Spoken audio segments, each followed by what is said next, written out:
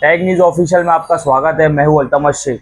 जैसा कि आज हमारे साथ मौजूद है जैद खान साहब, जो कि मुंबा देवी के बहुत ही मानी जानी शख्सियत है, जो बड़ी बाखूबी से सोशल मीडिया पर आवाम की आवाज़ उठाते हैं, खुद की आवाज़ रखते हैं और सरकार से, एमएलए, कॉरपोरेटर से अपनी बात मनवाते भी है। माशाल्लाह जैद भाई, आपका बहुत बहुत स्वागत है हमारे चैनल पर। ठीक है, बहुत बहुत शुक्रिया टेक न्यूज़ का जो आपने याद किया। जी, तो अब आप बहुत दिनों से हम प्लानिंग कर रहे थे साथ में बैठने की, मगर टाइमिंग मैच नहीं हो पा रहा था, तो आज फाइनली हम साथ में है। तो हम बात करेंगे सबसे पहला, जो कि हॉट सीट बन गई है साउथ मुंबई की कॉरपोरेशन की, वार्ड नंबर 211। उसके ऊपर आपकी क्या राय है? जैसे कि एक तरफ अबू आसिम आजमी, दूसरी तरफ रईस शेख और अब तीसरी तरफ आ गए हैं एडवोकेट नदीम सिद्दीकी। समाजवादी में ये तीन नाम ऐसे हैं जो कि लोग लेते हैं, मतलब काम करने वालों में नदीम सिद्दीकी का भी एक नाम मौजूद उन्होंने शामिल कर लिया है। तो आपके ऊपर ये तीनों में से क्या राय है? सबसे पहले हम बात करेंगे जनाब अबू आसिम आजमी की, आपकी क्या राय है? देखिए, मैं सबसे पहले तो ये कहूँगा कि समाजवादी पार्टी आज फिलहाल जिस उरूज पर है, आवाम में जिस तरीके से उसकी मकबूलियत है, वो इंतहा को पहुंची हुई है। अब आसिम आजमी ने ये कहा कि 150 सीटों पे हम लड़ाना चाह रहे हैं। अच्छी बात है। 150 में से अगर वो 80 सीटों पर भी मजबूती से लड़ते हैं तो बहुत अच्छा रिजल्ट आएगा। अच्छा, आपने अबू आसिम आजमी, रईस शेख और एडवोकेट नदीम सिद्दीकी का मुवाजना किया। देखो, अबू आसिम आजमी है ना, उनकी 30 साल खिदमत है आवाम के लिए। बम्बई में हर रंजो गम दुख सुख देखा है उन्होंने 30 साल तक, और लोगों के दुख सुख के साथ में रहे। तो वो अबू आसिम आजमी साहब का मवाजना रईस शेख से करना या एडवोकेट नदीम सिद्दीकी से करना, वो ठीक नहीं है। आप एडवोकेट नदीम सिद्दीकी और रईस शेख को आप जोड़ सकते हैं, क्योंकि रईस शेख जो है वो ठीक है, एक एमएलए है, लेकिन एडवोकेट नदीम सिद्दीकी जो है, आप देखिए, मैं उस आदमी को बहुत करीब से जानता हूँ, एडवोकेट नदीम सिद्दीकी जिसका नाम है। वो शख्स जिस तरीके से 4 साल से जिस जुनून के साथ काम कर रहा है, मैं समझता हूँ कि हफ्ते में कोई दिन ऐसा खाली नहीं है जिसमें वो 100 से 150 से ज़्यादा लोगों को अटेंड नहीं करता हो। हम लोगों ने एनआरसी में देखा किस तरीके से वो और उनकी वाइफ वहाँ पर, मतलब 2 महीने तक रात में 3-3 बजे तक लोगों को समझाना, समझना। फिर उसके बाद में आवाम में जो जिस तरीके से ये शामिल हुए, इनकी जो ऑफिस है नागपड़े में, ये सुरती मोहल्ले के करीब में जो ऑफिस है, 4 या 5 लोगों का स्टाफ है। सुबह 9 या 10 बजे खुलती है, रात के 10 बजे तक खुली रहती है। ये मामूली चीज़ नहीं है। मैं तो समझता हूँ कि राजनीतिक लाइफ में मैंने भी अपना काफ़ी वक्त दिया है। मैं सीनियर सिटीजन हो चुका हूँ। मैंने अपनी लाइफ में ऐसा शख्स देखा नहीं जिसने इस जुनून के साथ काम किया है। और ये अल्हम्दुलिल्लाह, देखिए, अगर एडवोकेट नदीम सिद्दीकी 211 से इलेक्शन लड़ना चाह रहे हैं, वहाँ पे रईस शेख पहले थे, अब वो भिवंडी में एमएलए हैं। हाँ। अच्छा, रईस शेख से ताल्लुक से एक बात मैं कहूँ कि उन्होंने अभी जो उनके जो मफाहमत हो रही है, जिस तरीके से उनकी और अबू आसिम आजमी साहब की मफाहमत की लोग कोशिशें कर रहे हैं, उसमें कंडीशनल मिलना, मैंने सुना है कि सूत्र ऐसा बताते हैं, लोग ऐसा कहते हैं कि उन्होंने एक लिस्ट बनाई है 10 लोगों की। इन्होंने? रईस शेख साहब ने। अच्छा। वो इस कंडीशन के साथ, मतलब 3-4 को तो उन्होंने ओपन कहा है कि भिवंडी में उन लोगों को टिकट नहीं मिलना चाहिए। तो वो लोगों का कसूर यह है कि वो अबू आसिम आजमी के साथ में है।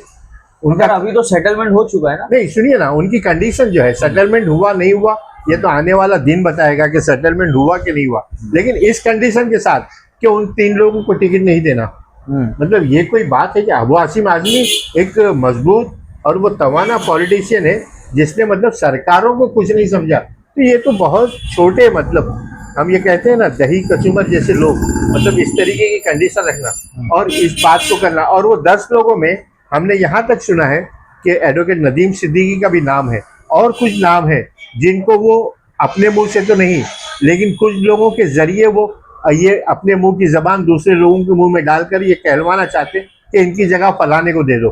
तो ये ऐसा करना, मतलब आप खुदा नहीं हो, और तकब्बुर जो है ना वो अल्लाह के लिए है, और आप इस तकब्बुर की जो बात कर रहे हो वो यकीनन अल्लाह को नापसंद आएगी।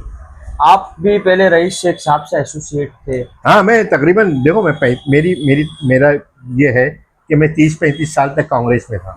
फिर कांग्रेस में जिस तरीके से, मतलब वो मनमानी है और ये जो तकब्बुर और घमंड गुरूर। कांग्रेस में भी ऐसा है कि माइनॉरिटीज को आगे आने नहीं दिया जाता, मुस्लिम लीडर नहीं बनने दिया जाता है, अरे बनने दिया जाना नहीं, मतलब जिस हकारत की निगाह सिर्फ से, उन्हें वोट के लिए यूज किया जाता है। जिस हकारत से देखा जाता है, हिंदू लीडर्स जो देखते हैं, मुस्लिम जो है यहाँ पे बनाम मुस्लिम जो है, जो नाम के मुसलमान है, वो उस जिस हकारत से मुस्लिम लोगों को, कार्यकर्ताओं को देखते हैं, वो शर्म की बात है।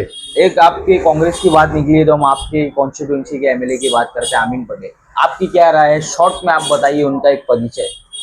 आमीन पटेल एमएलए। सुने ना, मैं अगर मवाजना होगा ना रईस शेख और अमीन पटेल का, तो मैं कहूंगा कि अमीन पटेल उससे बेहतर है, रईस शेख से बेहतर है।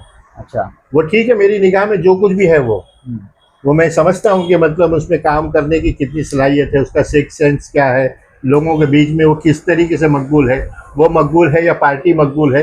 लेकिन मैं ये कह सकता हूँ जिम्मेदारी के साथ में, देखिए अमीन पटेल के ताल्लुक से मैं एक बात ये कहूँगा कि उसने इंतकाम की राजनीति नहीं की कभी भी, और ये सिवाय इंतकाम की राजनीति के अलावा दूसरी कोई राजनीति नहीं करते। तो ये फर्क है अमीन पटेल और उसमें। और अमीन पटेल ने अपने 20-20, 25-25 साल के दोस्तों को संभाल के रखा है। इनके 2 साल से ज़्यादा कोई दोस्त नहीं होता।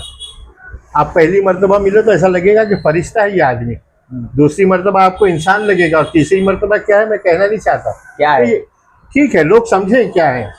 आप मतलब इस तरीके से, मतलब आपकी दोस्ती कितने दिन तक, भिवंडी गए, रियाज जो इलेक्शन लड़े, कितने करीब थे, 24 घंटे में 16 घंटे साथ में रहते थे, लेकिन 2 घंटे के बाद क्या हुआ, रियाज कहाँ गए और ये कहाँ है। वो लोग जो अबू आसिम आजमी के झंडे उठाकर जिंदाबाद मुर्दाबाद कर रहे थे, वो लोग कहाँ गए और ये कहाँ है। तो ये सारी चीजें हैं इंसान में। देखिए इंसान है ना, गलतियों का पुतला है, उसमें अच्छाई और बुराई होती है। अभी हम 211 में बता दें, 4 से 5 दिन पहले रईस शेख के ऑफिस पर कॉन्फिडेंशियल मीटिंग चल रही थी, हम वहाँ पर गए थे। वहाँ पर उनके लोग थे, उनका कहना ऐसा है कि रईस शेख के अंडर गाइडेंस में जो कैंडिडेट को टिकट मिलेगी हम उन्हें सपोर्ट करेंगे। अब कल एडवोकेट नदीम सिद्दीकी के लिए भी एक मीटिंग रखी गई उनके ऑफिस पर, हमने वो न्यूज़ भी कवर किया। अब उनका भी ऐसा कहना है कि एडवोकेट नदीम सिद्दीकी को ही टिकट मिलना चाहिए। देखिए इसमें 2 बातें हैं जी, अगर रईस शेख की ऑफिस पे इस तरीके की मीटिंग हुई जैसा कि आप बता रहे हो, तो समाजवादी से बगावत है। मगर समाजवादी में तो वो है ना ऑलरेडी। हाँ, तो ये अगर कह रहे हैं ना कि नदीम सिद्दीकी को अगर समाजवादी टिकट देती है और इनको टिकट इनकी अगर नहीं बात मानी गई तो समाजवादी से बगावत करेंगे। और समाजवादी से जो बगावत हो रही, हम तो सिर्फ ये देखना चाहते हैं कि अबू आसिम आजमी साहब, जिनका जिंदाबाद और मुर्दाबाद के नारे जिनसे लगवाए गए, जिनका लगाया लोगों ने, क्या आप उनके साथ में है क्या। हम तो वो कहते हैं ना, जोर कितना बाजुए अबू आसिम में है, वो देखना चाहते हैं। मगर और मुझे एक चीज, रईस शेख तो पार्टी के पुराने कार्यकर्ता रह चुके हैं, नदीम सिद्दीकी अभी 4-5 साल हुआ है उन्हें आके, तो अबू आसिम क्या लगता है आपको, क्या रईस शेख की सुनेंगे या एडवोकेट नदीम सिद्दीकी की सुनेंगे। देखिए 2 दरख्त लगे हुए, एक 100 साल का और एक 3 साल का। अगर फल 3 साल वाला दरख्त भी दे रहा है ना, तो उसकी भी अहमियत है। अगर आप रिजल्ट दे रहे हैं आवाम में, लोगों के काम कर रहे हैं, आपने देखिए आधार कार्ड सेंटर, और जिस तरीके हमने तो ये भी देखा है कि एडवोकेट नदीम सिद्दीकी ने जब वो इलेक्शन कार्ड की मुहिम चालू की और स्टॉल लगाया, तो इन्हीं के लोगों ने वो उसकी कंप्लेंट करके वो स्टॉल उठा दिया गया। अरे मैं साक्षी हूँ, मतलब मैं समाजवादी पार्टी में था, मेरा छोटा कसूर ये था कि मैं ट्रॉम्बे में अबू आसिम आजमी साहब से मिल के आया, और उन्होंने एक मीटिंग रखी थी अलमा लतीफ़ी में। मुझको मैसेज देना था कि अलमा लतीफ़ी में मीटिंग रखी है, आप फलाने से कह दीजिए। मेरा कहना ये हुआ कि उनको ये लगा कि मैं वो शायद उसके पीछे मीटिंग में हूँ और अबू आसिम आजमी साहब के ज़्यादा करीब होते जा रहा हूँ। उस मीटिंग में 100 बैनर बने, एक बैनर में मेरा फोटो नहीं लगा, स्टेज पे मैं नहीं गया, जबकि मैं पूरा एक्टिव था समाजवादी पार्टी में। उस दिन मैंने तय कर लिया, मैंने अबू आसिम आजमी को 2 पन्ने का लेटर लिख के दिया उस मामले के बाद में। लेकिन आसिम मैंने कहा कि हमारे पास 2 एमएलए हैं, अगर हम इस तरीके से करेंगे तो फिर क्या होगा। तो एमएलए के मोह में पार्टी एकदम भंग होती गई और ख़त्म होती गई, और वो पार्टी को उन्होंने खत्म। मतलब आपका कहना ऐसा है कि वार्ड नंबर 211 से एक न्यू फेस आना चाहिए नदीम सिद्दीकी जैसा। नहीं, नदीम सिद्दीकी इसलिए आना चाहिए कि नदीम सिद्दीकी काम कर रहे हैं।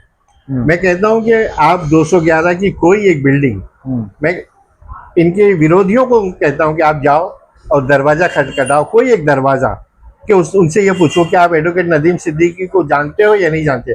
अगर वो ना कह दें तो उस दिन एडवोकेट नदीम सिद्दीकी का टिकट काट देना। बहुत बहुत शुक्रिया जैद भाई, क्या कहना चाहते हो लोगों से, क्या आपका एक क्या मैसेज है छोटा सी मेरी आवाम के लिए, मेरे व्यूअर्स के लिए? देखिए, लोगों में जो यूथ है, नौजवान है, चाहे वो किसी भी मजहब धर्म का है, किसी भी जात का है, समाज का है, जो काम करने वाले लोग हैं उनकी हौसला अफजाई करो। अगर ये लोग जो बड़ी बड़ी इमारतों के बनने में जो बिल्डरों के साथ रह बैठकर पॉलिटिक्स करते हैं, पैसा खर्च करते हैं, हर बिल्डिंग में दाल गोश्त रखते हैं, हेलमेट बांटते हैं, ऐसे लोगों से सावधान रहकर आने वाले दिनों में, आज देखिए SIR का जो मुद्दा चल रहा है, दूसरे जो मुद्दे चल रहे हैं, तो ऐसे नौजवानों की हौसला अफजाई करिए जो हमारे आने वाली नस्लों को सही पेपर का बनने का रास्ता बता सके। इसीलिए एडवोकेट नदीम सिद्दीकी के साथ आप उनके साथ जुड़िए और उनके काम को, उनकी सराहना कीजिए, और आने वाले इलेक्शन में पैसे पर ना जाकर, या आप देखो कि अगर एडवोकेट नदीम सिद्दीकी ने आपका काम किया तो आप उसकी भरपूर हिमायत करो। बहुत बहुत शुक्रिया जैद भाई, अपना कीमती वक्त हमें देने के बहुत लिए। शुक्रिया। मैं टेक न्यूज़ का भी शुक्रिया अदा करता हूं कि उन्होंने एक सही कैंडिडेट के लिए मुझसे बातचीत की। बहुत बहुत शुक्रिया। हम जो पब्लिक की मांग रहती है हम वही उठाते हैं, तो हम आगे की अपडेट्स भी आपको भाईकल्ला से साउथ मुंबई मुम्बा देवी की हम आपको देते रहेंगे। हमारा चैनल लाइक करें, सब्सक्राइब करो, कमेंट करें। Thank you for watching tech news official Altamash Sheikh.